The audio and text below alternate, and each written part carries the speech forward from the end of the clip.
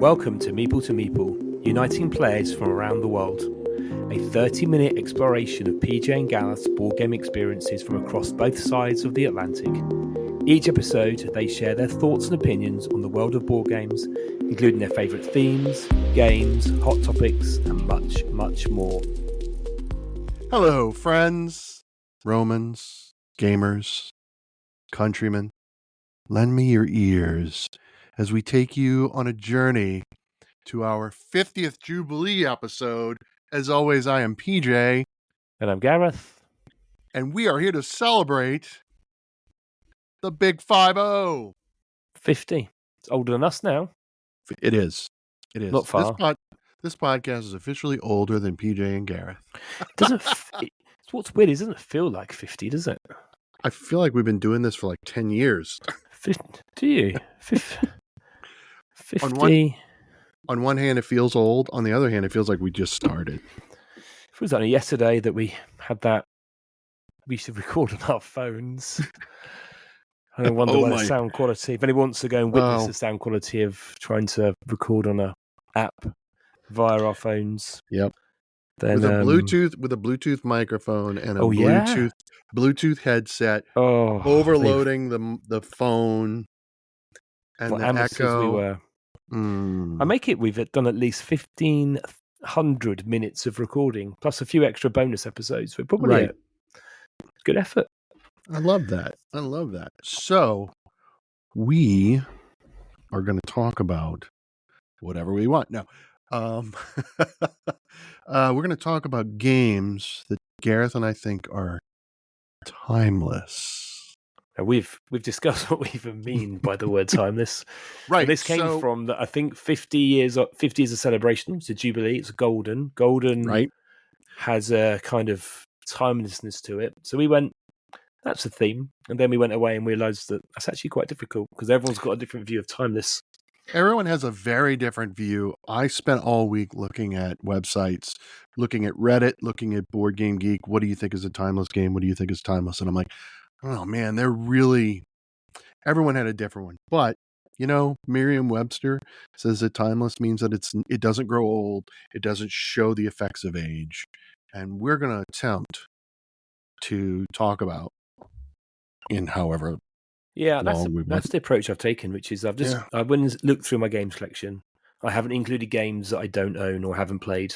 Right. So I'm sure there's lots of games that people can recommend. And if they have their own timeless, let us know in the comments. And I've tried to pick games that I enjoy as much today and would choose over other games in my collection if push came to shove.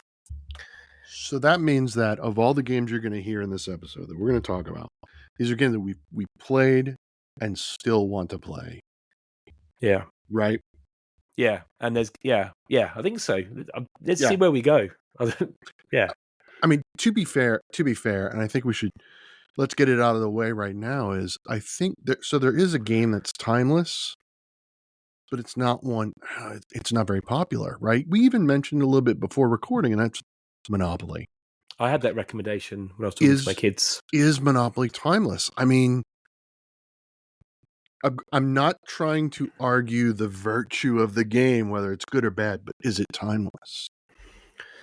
Well, it depends whether it's the design or the concept. I mean, there's many families who love Monopoly, but I guess there's seasoned gamers who don't, and there's plenty of board gamers, as in hobby gamers, who just see the design as rolling dice. So I haven't got Monopoly. No, and I didn't put it on my list either. But I thought it was an interesting conversation to have because Monopoly looks the same today as it did when it was invented. What? In the first a long time ago. I'm not even going to try guessing now. No, and I think you know what I'm saying? Like, and I have plenty of fond memories as a kid of playing Monopoly. And sometimes cheating, being a banker, and all other things we used to get up to, and the various house rules we had, and they were good times. Yeah, but I guess we've moved on and found a much wider range of games.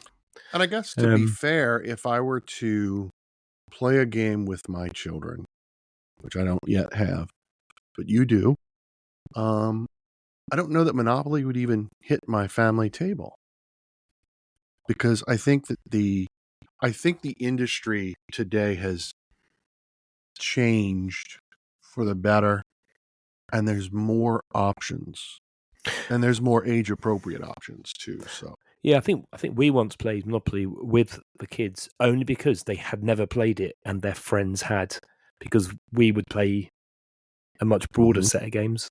right, And we do have one copy in the house. It's a Star Wars like version from like 1997 that's in the cupboard somewhere. right. And while I don't want to hijack the episode to be about Monopoly, I think that all supports the idea that Monopoly is a timeless game, right? Is it a good game? Is it a great game? Is it one you want to play all the time? We're not saying that, but I think it's timeless. And so that's the framework under which we're going to try to share games we think are timeless. Who's going first? I believe that is you, sir. Damn, I'm going to let you go first. I'm going to start top of the list. This list was just compiled, so there is no order. So I guess this is a newer time list, because some people may have only just received this game. What? As in they may have just got it in the post recently. But some of us would have picked this game back up in 2011. So I've got Castles of Burgundy. Oh, yes. So it's a game that I had originally back, I think, on the very early games in our collection. It's a game that we have never tired of. I know the art is something people discuss, but hopefully with the new special edition, lots of new gamers are getting currently, that will make people feel happier. But it's one of those games that I think, particularly two-player, we've always enjoyed. Every time we get, so it's dice rolling, using the dice to manipulate. It got us into that mechanic. Plenty of other games have used that same approach. I'm sure there's games beforehand. As I say, I'm only picking games that we were introduced from about 2010, or at least knew of them. 2 to 4 players, really quick. It's about a 30-minute game you can blast. And then, of course, you've got the most modern version, the special edition, which I think if you went all in, has a significant price tag to it. Significant. But it looks beautiful on a table. I guess it's refreshing the look. You haven't got to have all those lovely components if you don't need it. But I chose Castle of Burgundy. Interesting. So you think 40 years from now, when your grandkids are like, Grandpa, can we play Castles of Burgundy? You're going to be like, yeah, let's do it. I will be. You know why? Okay. Because I put the cost of that special edition into my app. And it might take another 40 years to get it down to like a £1 or £2, 50p a play. Okay, fair. So we will be sweating that asset. Okay. Yeah, it's still in my. Yeah, who knows in 40 years? I mean, game design has shifted significantly. That's true. And I wasn't using a test. I think games have matured, like you said, matured and have developed massively in the last 10 years. Yes. And 10 years before that. So going back to Catan or other games, those are, lots of people have got great memories, but designs move on. We're in is it a golden age? Something people are saying of board game design at the moment. They're saying it. Who knows? There's no way to know. Yeah. Castles of Burgundy. Okay. So my first choice was Axis and Allies, which, if you go back to, I think, episode 2, where we talked about the games that got us started, that was the very first game that got me into it. And I realized it's just a strategy war game where you're, rolling D6. There's not a lot to it, but there is a lot. The beauty of Axis and Allies for me is that while it is closing in on 40 years of age, I mean, is it 40? No, it will be 1984. So next year it'll be 40. How many versions there are? One of the things I noticed, I thought about it at Gen Con this year, Renegade Games Studio, and they've got like a big banner for Axis and Allies, and now they're like expanding into 1914 to do World War One. And so it's a game that's being perpetuated by the modern gaming community, and is being enhanced rather than taken away. So I think the experience of Axis and Allies is timeless, and it's something you'll want to play perhaps in another 40 years. There may not be as many versions, but I think it's a good one, and I want to get a copy of the original and play that again. I've not played. Yeah. So No? clearly I need to know. You've never played? Is it like Risk? So is Risk before or after it? Risk came first. Right. So the reality is that you play in the original 1984 version, you play one of the 5 major superpowers during World War II, right? And it's teams. So it could be up to 5 players. So the American, British, and Soviet players are on a team together. And the Germans and the Japanese are on a team together. And you can't get up and leave. You've got a table talk at the table so your opponents can hear what you're doing. And then you play, and infantry units, when they attack, they have a specific dice roll, but when they defend, it's a specific, each unit. So you've got infantry and tanks, later on artillery. You've got all kind of different naval vessels, and they all have a specific dice roll. Airplanes, bombers, you've got anti-aircraft guns to combat that.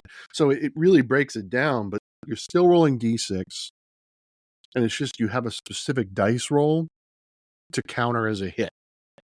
And then it's up to the defender to choose what units he's lost whenever he takes a hit, and then vice versa. So it sounds like that. Have you seen War Room, the big circular map? Sounds very. Because I think one of our friends George has got it, and it sounds. He talked about rolling dice and a certain symbol. So, but that's probably Axis and Allies on steroids. Yeah, Axis and Allies predates War Room. War Room looks really cool, though. War Room's relatively. I think it's like I think the second edition was last year. Yeah. But I think Axis and Allies is a timeless game, which is interesting because it's a war strategy game that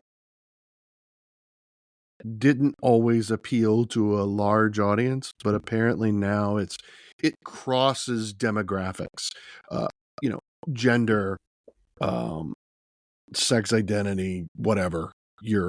It crosses all the demographics now. Whereas before, when it came out in '84, it only appealed to a smaller market. But clearly, for advertising it and banners at at conventions, it's still got plenty of life in it still. So I have got Carcassonne. Yep. The reason for this, I mean, everyone should know Carcassonne, is that we've acquired other tile placement games in the last 10 or so years, and nothing really has replaced it. Now, I was quite late to adding this to my collection, but we'd played it quite a bit. There's something that is so quick and easy. Yeah. The design, the scoring mechanics, I've never added any expansions in. The base game is, I feel, all I need. I felt it would be remiss not to have it in my list. When I was looking through, thinking that is timeless, and it's. I don't know what the age of the game is now. I should have looked. You're absolutely correct. I would say that it's timeless. I definitely agree with you. I thought about hitting it on my list. It's definitely, I feel like every tile placement game, I don't know if you feel this way, every tile placement game that I play today, I always compare it back to Carcassonne. Yeah, I was thinking like Land and Sea, which I think was a couple of years ago, which I really enjoyed, but it's just a bit more fiddly. It just made it overly complicated. Carcassonne was 2000, so 23 years. 23 years. Again, we class it as a filler. We just grab it at the back end of the night for a quick 2 or 3 player game. But if you haven't heard of Carcassonne, then obviously check it out because it's perfect for families, any gaming group, and is it's quick to play. It's very straightforward, but it's deep in its strategy. So it's really I mean, every game you make that beautiful landscape of the cities around Carcassonne or villages around Carcassonne. Yeah. You can teach it very, very quickly. So to any age group, kids have played it. That makes it, so accessible. So that was that's my next edition. I like it. I think it's a great idea. That's a good game to add to the list. I'm sorry I didn't hit my list.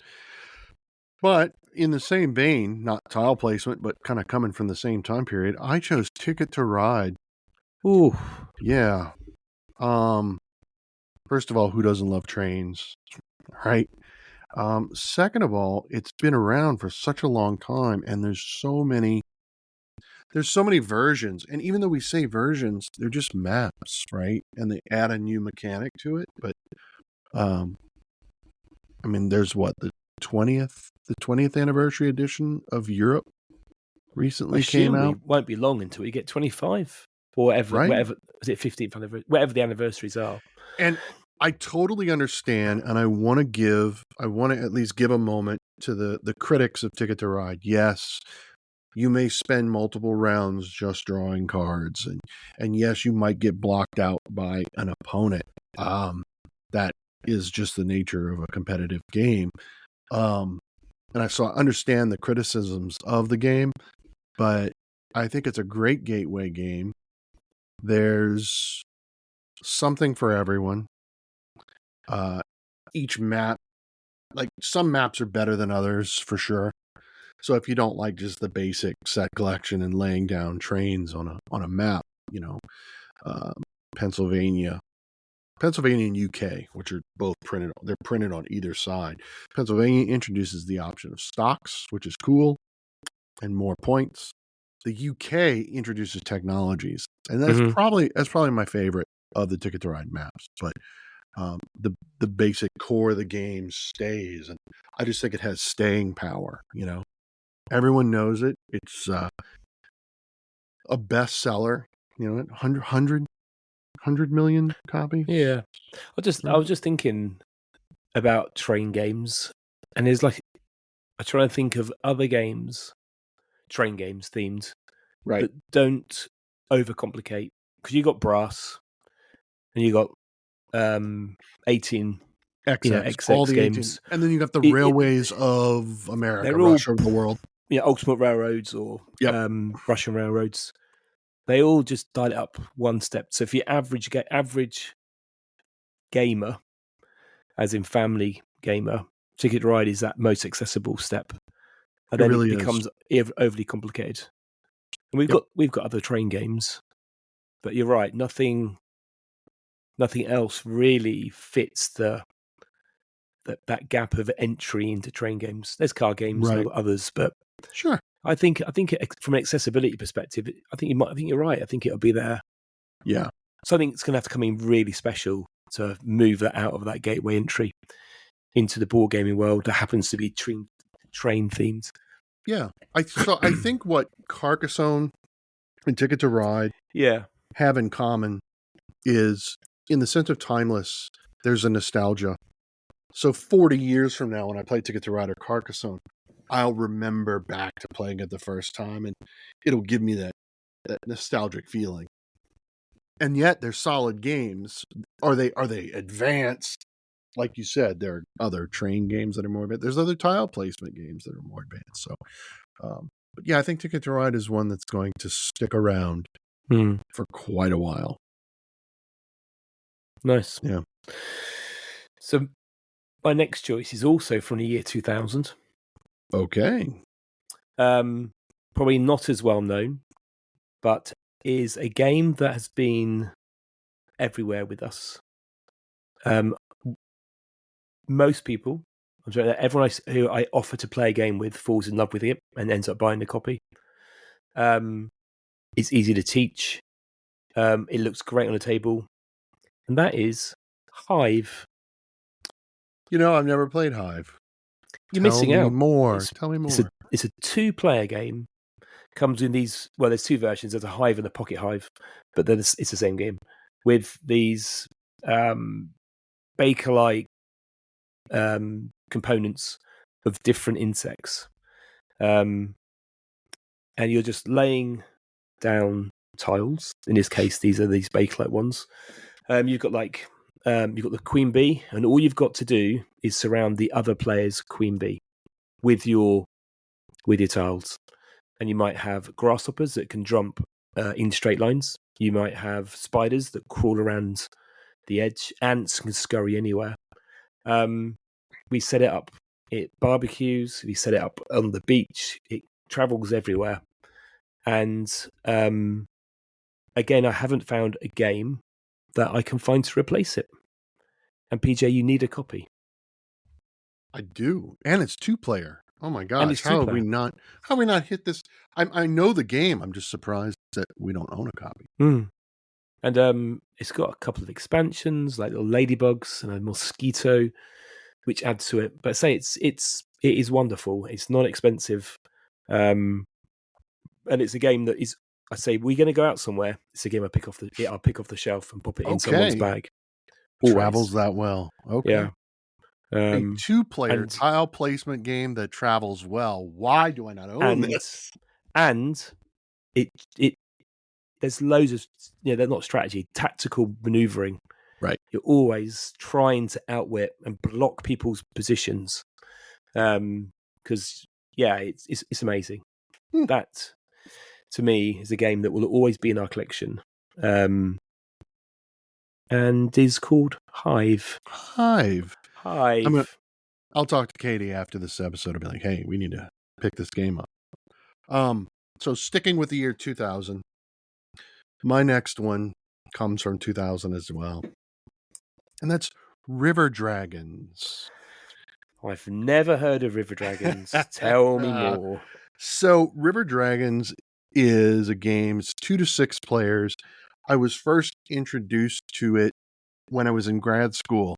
I'd never seen it, heard of it before. So you have, we all have a deck of cards, and they're all identical. And you have certain actions where you place pebbles or you lay down wooden planks. You're trying to build a bridge across the river, and you're trying to get from your end of the river to the other end before your opponents. And you can block them. You can remove planks. You can remove rocks. You can also, you have 5 dragons in the opposing 5 colors. It is a 6-player, but you wouldn't block yourself. So, and then it's a program. So you put 5 cards down in front of you face down, and we all flip the left card at the same time and then do whatever it says in turn order. And it's crazy good. I can't tell you how many times, like, I think I'm going to take the action where I'm going to jump. So I'm going to move my guy and jump over someone else. But because of someone moved, if there's no one for me to jump over, I jump into the water and go swimming and go back to my main. How many times do I jump in the river? That's a great question. At least 3 times per game. And you don't want to do that. You want to walk and jump away along the planks. And it's just amazing. It's so simple, but there's so much maximum player interaction in terms of getting in your opponent's ways or thwarting them by removing their planks. You have 6 planks in 6 different lengths. And you can I was just looking at the visuals. It looks lovely. Yeah, with those different numbered different 1 to 6, planks. and you cannot have 2 of the same length, right? Okay. So that's where it gets really interesting. So it's like you're 1 movement away from winning, and if I can remove that number 2 plank, then you're going to have to figure it out. But I already have a 2 plank, so I can't remove it. So yeah, it's a really fun game. Our group tends to enjoy it. I think it's going to be just as good in 40 years. That's not to say there might not be something better that'll come along, but I think it'll still be fun. And I'm trying to look at the pictures. I haven't read the rules, but I'm trying to think of things that would be similar. And I can see elements, but again, I can't think of a game that completely, like the whole programming thing is jumping over stuff. Yep. I can't think of anything. It was so much fun. You know, after a long day of working in grad school, you get a bunch of grad students together for, a couple drinks after a meal and play River Dragons. That's a lot of fun. But here we are. I mean, that was 2006. So, here we are. It plays well with 6 players as well. Oh my God, it plays. The more, the better. Yeah. It's really amazing. And that's always good to see because 6 players is always that tricky. It's very tricky. But there's no time for analysis paralysis because it's quick. Because you're going to flip the card. You just do what it says. So that's River Dragons. I've written it down. Yeah. River Dragons. So I'm going to slightly newer release. This is 2010. 2010. Now you know I'm a massive Civilization fan. I love my Civ games. And there's been plenty of them. But Sid Meier's Civilization from 2010 is by far the best. It with notes with the expansions. So I would say once you add in Wisdom and Warfare and Fame and Fortune, that makes it the best Civ game I've ever played. It hits all the boxes. It's got the tech trees. It's got really nice warfare. I've got exploration. I've got resource gathering. I've got battling with people. I've still, my favourite stories is firing a nuke right at the end of the game because no one realised I'd found the whatever I needed to find. There was a reskin of that, the New Dawn version, I don't know, mid 2015, 16. Yeah. That just wasn't the same. I love Through the Ages and other Civ games like that, but for this one will always be, to me, the best adaptation, the best version of a Civilization game that isn't overly complicated, because there's many more out there that run for 12 hours. Yep. It can be taught to I guess anyone who comes over without too much complexity. He says, thinking about what's the weight? Yeah, 3.9. It is epic. It's a good 2 to 4 hours. But it's up there as my timeless Civilization game. Love it. Sid Meier's, he's just a genius. So I'm going to go back a year to 1999. 1999. And you know that I am an avid fan of 2-player games. So I'm going to do my 2-player timeless game. And that is Lost Cities. Nice. Yes. Yep. By our dear friend Reiner Knizia, who seems to just everything he designs is magical. Lost Cities is still to this day our go-to 2-player game. Thursday nights when my friend David and I get together for a 2-player night, we at least play Lost Cities once. I love it because we can just have a casual conversation, hang out, and the game is going on in front of us. And yet it's still, you got to pay just enough attention. I mean, it's simple. You've got 5 colors in front of you, and you need to put the numbers, play the cards in front of you to try to claim the most points. And you have to hit 20 points first, because you're going to subtract 20 points from your score. So you want to be careful not to diversify too much. And you have these little handshake cards that that you have to play before you play numbered cards in order to multiply your ultimate score. That's just good. It's so good. You played over 3 rounds. There was a Lost Cities tournament at Geekway, so it still has there's still appeal, so much so that there's competitive play 24 years later. So Lost Cities is so good. It's just good play. Yep. I've only ever played it. I think I've got on a mobile app. I think there's a really good mobile version for it. I used to really enjoy it. But yeah, it's one of the first. It's what I should add to my collection, actually. You should add. Yeah. It's really good. It's one of my first 2-player games with Katie. So yeah, Lost Cities. You can't go wrong.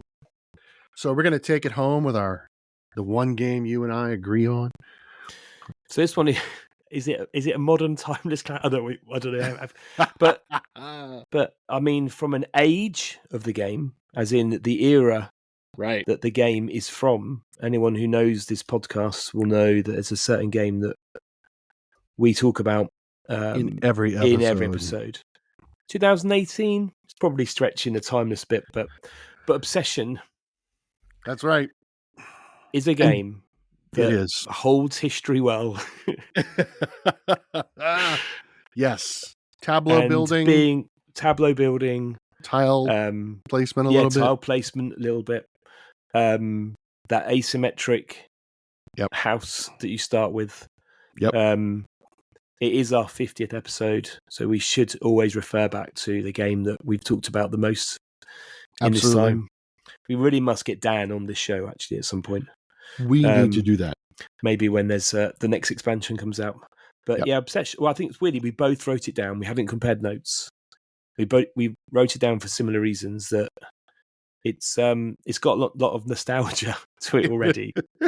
But you open that box, and we've talked about. There's always a feeling that I need to serve tea, and we have a Spotify playlist playing lovely music from the Victorian age, and even sometimes I feel as if I should dress up in some Victorian attire, which we've never got to.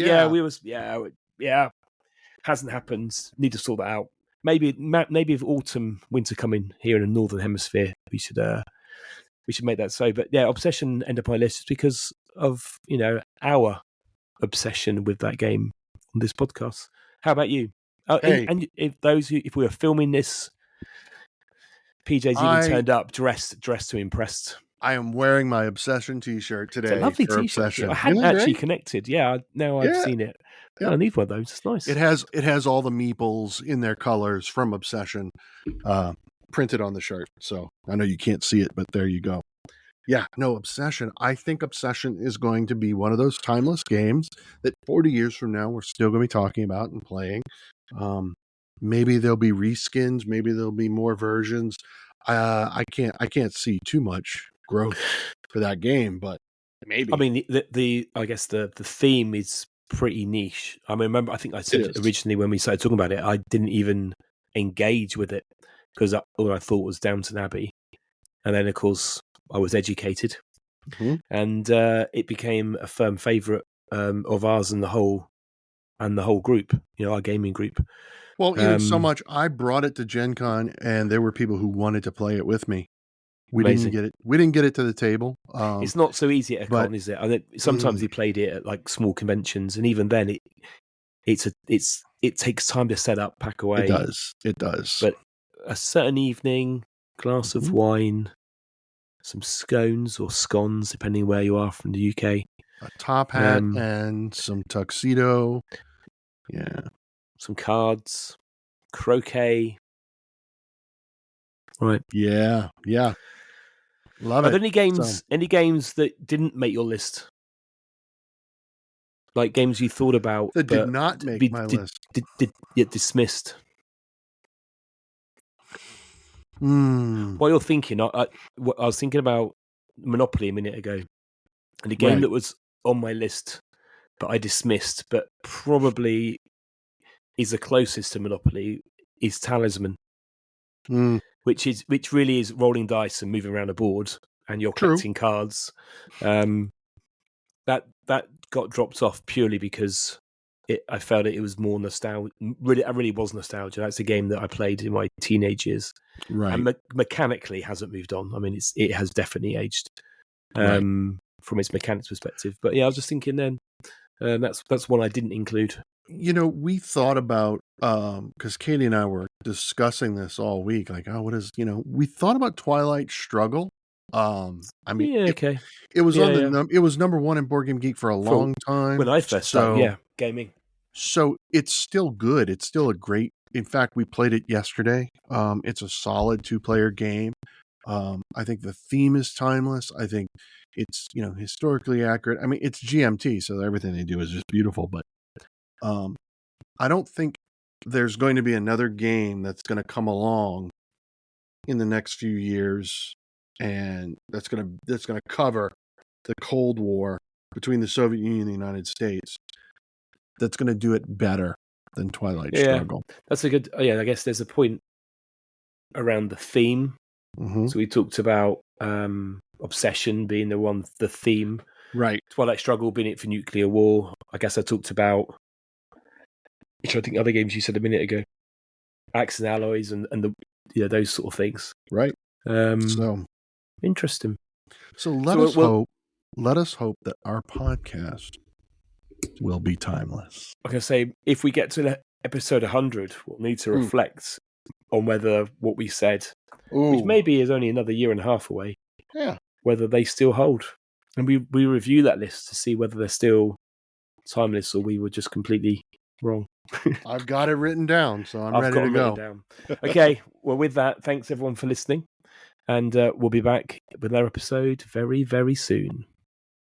Thanks, everyone, for listening. Please subscribe. And as always, we love to hear your thoughts and ideas. So make sure to leave those in the comments. And don't forget, you can also chat with us both on Instagram @Meeple to Meeple.